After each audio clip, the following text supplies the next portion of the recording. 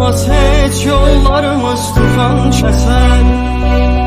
Sana vurgun o gözlerden yoktur eser. Gözyaşların sele dönse de kim gelir?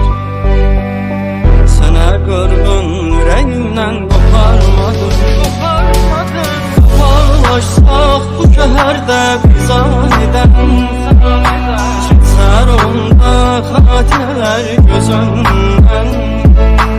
Bir vaxt sana gençliğini feda eden, bu inatçılar yüreğimden koparmadım.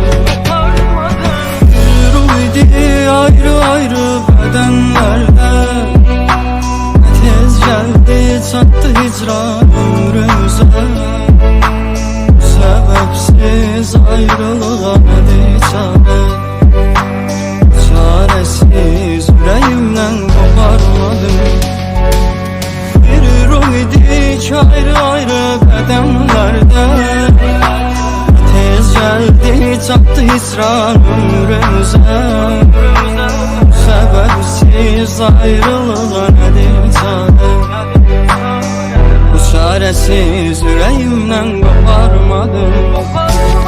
Koparlaşsak bu şehirde biz aniden, çıksar onda hatireler göz önünden. Bir vaxt sana gençliğini feda eden, inatçılar yüreğimden koparmadım.